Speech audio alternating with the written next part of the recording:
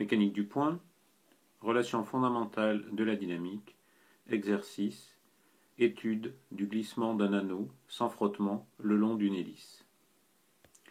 Le premier résultat que l'on peut obtenir est le vecteur vitesse à l'arrivée, en tout cas son module. Il n'y a pas de frottement, on a donc conservation de l'énergie mécanique. La seule force conservative en jeu qui travaille est le poids. On a donc mg0 plus 1 demi de mv0 carré au départ, avec v0 égale 0, qui est donc égal à mgza plus 1 demi de mva au carré à l'arrivée, avec za égale 0. Il s'ensuit que la norme de la vitesse à l'arrivée est égale à racine de 2 gz0.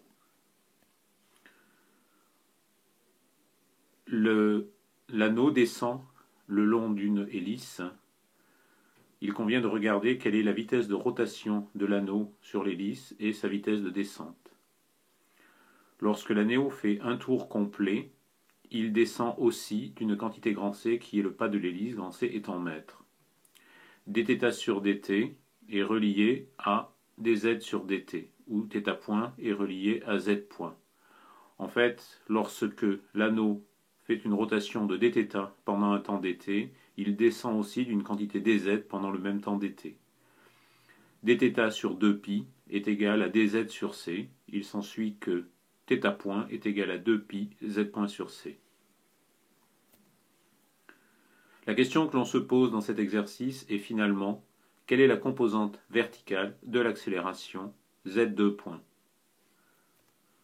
Pour aborder cette question, on écrit la relation fondamentale de la dynamique pour l'anneau. Les deux forces qui s'exercent sur l'anneau sont le poids et la réaction de l'hélice exercée sur l'anneau grand T. On a donc masse de l'anneau multiplié par vecteur accélération de l'anneau égale mg le poids plus T, la réaction de l'hélice sur l'anneau.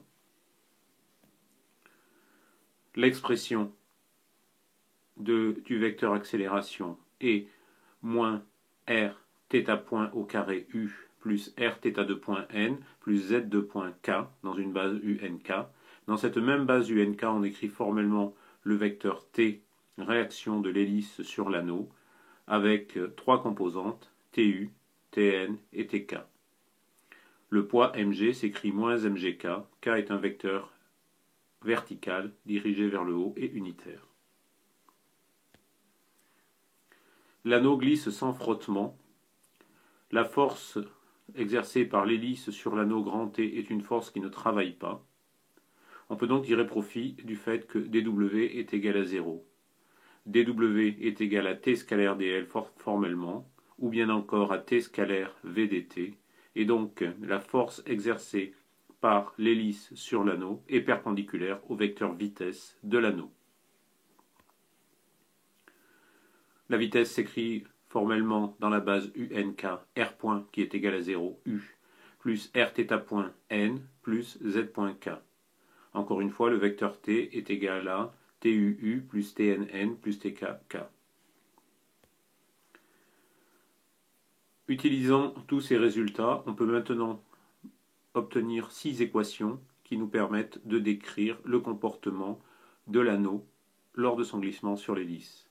Tout d'abord, moins r θ point au carré égale TU, m Rθ2 point est égal à Tn, m z2 point est égal à moins mg plus tk, Rθ point n plus z point tk est égal à 0, c'est le produit scalaire Tv qui est égal à 0, et comme on l'a vu initialement, θ point est égal à 2π sur c z point qui caractérise le déplacement sur une hélice. La combinaison des équations permet d'obtenir les résultats suivants.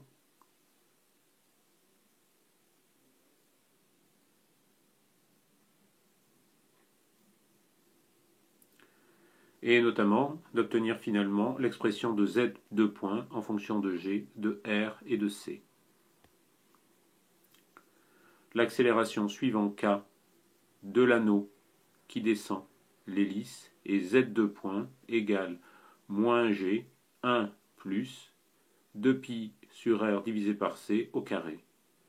On retrouve bien le fait que lorsque le pas de l'hélice est infini, c'est-à-dire que l'on a quasiment une hélice qui est un fil vertical, alors l'anneau tombe en chute libre et on retrouve bien z de point égale moins g.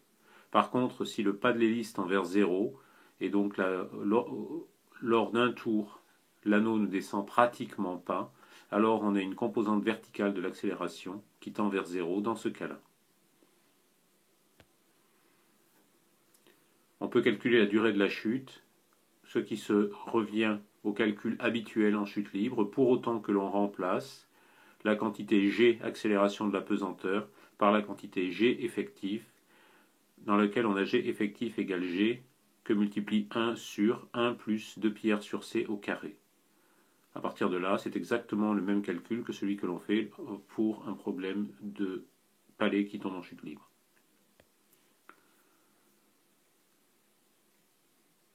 On a donc vu que la vitesse verticale en arrivant en bas se calcule aussi simplement, et l'on va trouver que la composante du vecteur vitesse, la composante verticale du vecteur vitesse, est simplement moins racine de 2z0 g effectif. C'est donc formellement la même expression que le 2z0 g, mais ici g effectif, et c'est seulement pour la norme de la vitesse que l'on récupère VA à l'arrivée égale racine de 2gz0.